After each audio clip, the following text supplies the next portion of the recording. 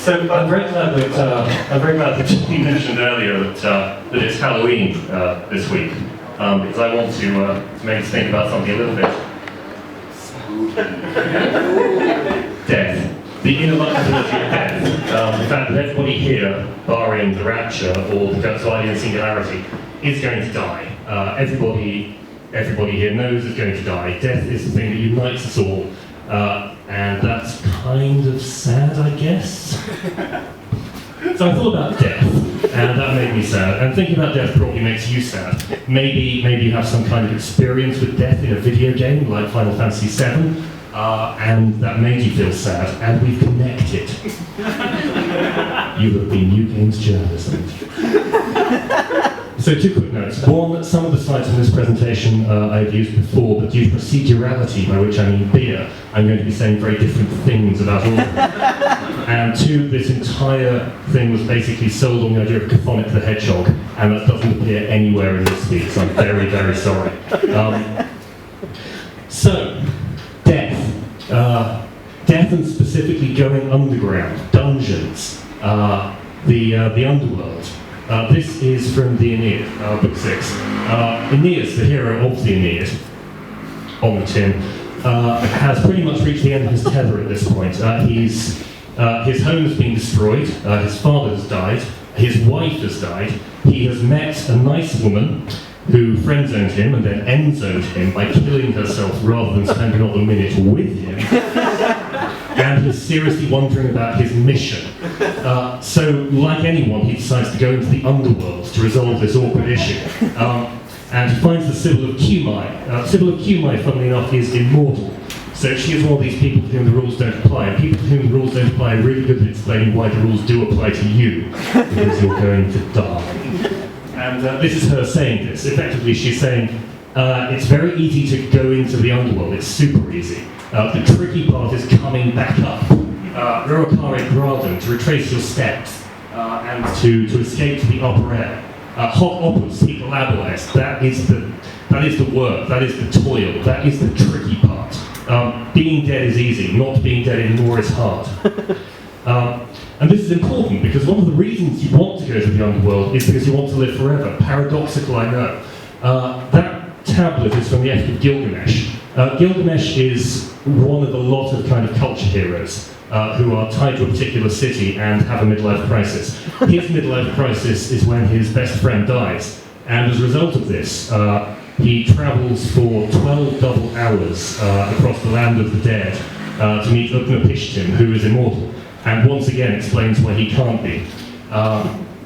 Conversely, Jesus had a really good going to the underworld experience, like 10 stars would go to the underworld again. He goes to the underworld, and not only does he emerge and have the life eternal, everyone else gets the life eternal as well. He's like Oprah. Now, why is this relevant? This is relevant because the life eternal is terribly important. It's a mystery. It's one of the greatest promises that one can give. Anyone in the audience who is functionally immortal? Oh, mortal crowd. Video games! Together. The interesting thing about video games, of course, is that people come back from the dead all the cocking time. Zombies, primarily. In this case, in Dead Island, they're not strictly speaking dead and return to life, they're infected, but that doesn't matter. The zombie is somebody whose self has been extinguished, is still moving around. And the great thing about that is that it means you can whack their head off with a chainsaw and it doesn't matter. Zombies endlessly respawn, they're endlessly insensitive, and they, by making a mockery of death, bring death upon themselves. You're the agent of balance. Of course, the funny thing is you're also a zombie in games like this, because when you die, you don't die. You respawn, you come back a little bit earlier, maybe you've lost a bit of progress, maybe you've lost a bit of money, but fundamentally your death means nothing. Sometimes that's built into the game. In Bioshock, for example, there is an in-universe explanation for why you just kind of whoop back into existence after you've been killed. And you can just walk back to the place where you died and continue the argument that you were having with the crazy stabby people. Often, however, it just happens. It's formally accepted in video games that if you die, you don't die. And that kind of makes a mockery of the entire point of death, because death is the thing that makes life meaningful, arguably. And also, if you can't die, you can't have a midlife crisis, and that's incredibly important. Because as anyone who's played Bioshock Infinite knows, midlife crises are the engine that fuel video games. Not video games, sorry, Dante's Inferno.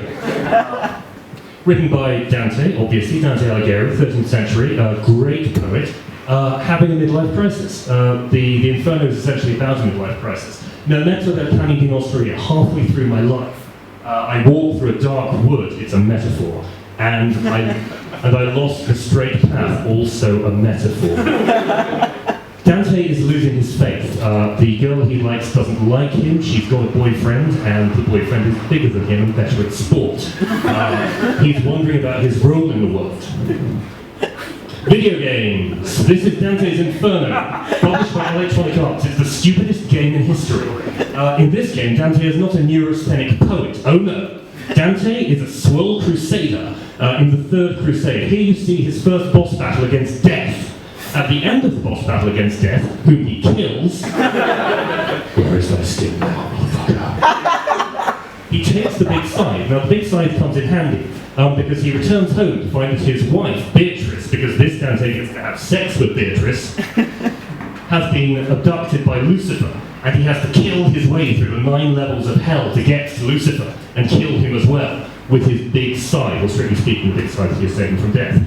He's a hero, that's what heroes do. And this is kind of Dante's fault. Dante made it possible for this terribly stupid game to be created by using a very conventional level structure. 9 levels of increasing difficulty, ethically, culminating in a boss battle against Lucifer. In the Inferno, Lucifer is confronted with the futility of his own evil by being frozen in ice to waste level, and in Dante's Inferno, the game, you kill the shit out of him. So what do you do here? Games are about feeling powerful and you getting your way, and that's fundamentally out of true with the journeys of the underworld. But the journey to the underworld is a fundamental part of the heroic narrative of certainly Western literary traditions, and I'd argue all literary traditions. So what do? What happens in the chthonic journey? Hedgehog joke. The hero undergoes a journey. Their traditional responses are useless. You can't fight the dead in the underworld unless you're Dante and have a big scythe. And you also can't embrace the dead. Aeneas tries to embrace his father Anchises 3 times and fails every time. Aeneas is not the sharpest tool in the box. They're reminded of those they've lost, like Anchises, Aeneas' father, like Palinurus, his helmsman. We've all lost a helmsman, I guess. It's upsetting. They grapple with mortality and futility, and eventually they emerge with a new sense of mission, or secret knowledge, or a really cool scythe. The video game's version of Dante's Inferno is kind of halfway through life, walking through a dark forest. I was knocked unconscious by a ninja. I woke up in a prison cell. All of my guns were in a cupboard on the other side of a corridor, on the other side of the prison cell door, and I had to kind of negotiate that difficulty. Video games. Deus Ex. Deus Ex has an absolutely classic journey to the underworld. J.C. Denton is... Oh, has anybody here played Deus Ex? Excellent. J.C. Denton, the titular hero, not titular at all, sorry. J.C. Denton, the hero, is abducted by the sinister conspiracy that he has been tracking, and he wakes up in a subterranean cell. He frees himself, or is freed, by a mysterious agent. And as he fights and stealths his way up through the various levels, he realizes that actually the top floor of the sinister government, of the sinister agency, is the bottom floor of the United Nations agency that he'd previously been employed by. Secret knowledge. Also, as he goes through this, he meets all the people who he'd previously worked with in the United Nations, and they will give him valedictions, they give him gifts or advice. And finally, he has to defeat Cerberus, in this case in the form of Anna Navarre, the cyborg, whom he defeats with a magic spell, her kill switch phrase. Flatlander woman. It's always interesting to see if anyone dies when you say that in these situations. Very, very quickly, Quake 4 is another really good one, where you're a monosyllabic marine who is captured by the Strog.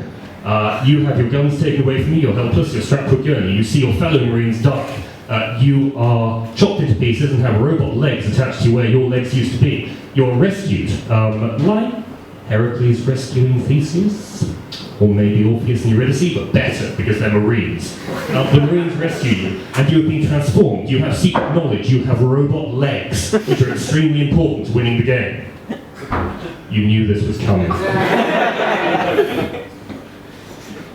If anyone wants to leave now, no one would blame you.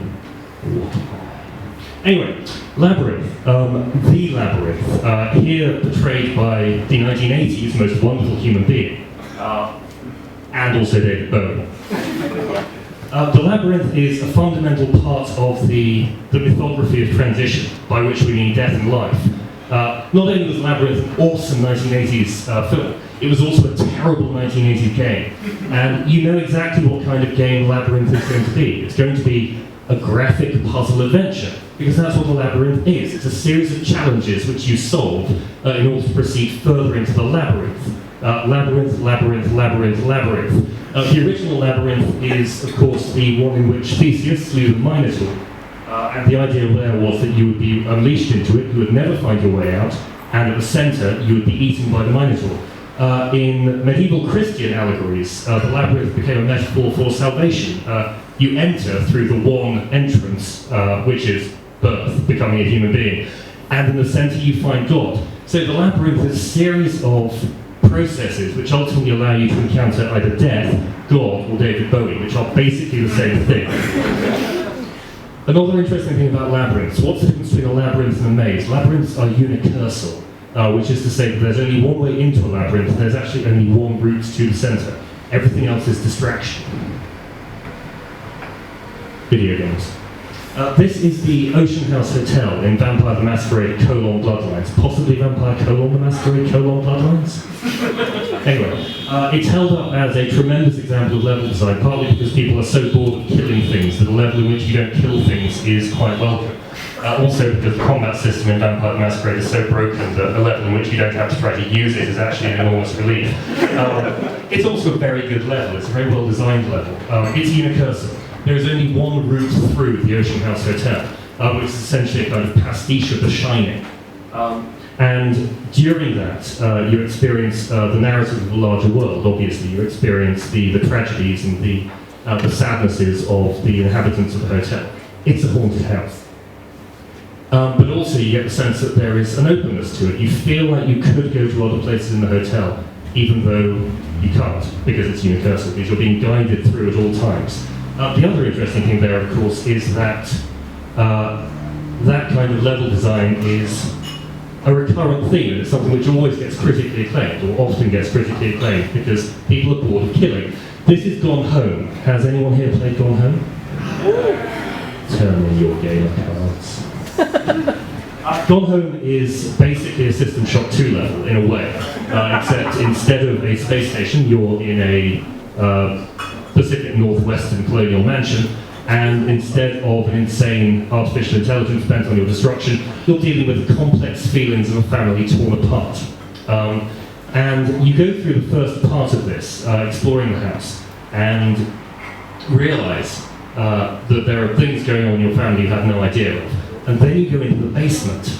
You go underground. Yeah, pay off. You go into the basement, and the basement is where all the weird stuff is. The basement is where the chthonic secrets are held. It's dark, it's sexual.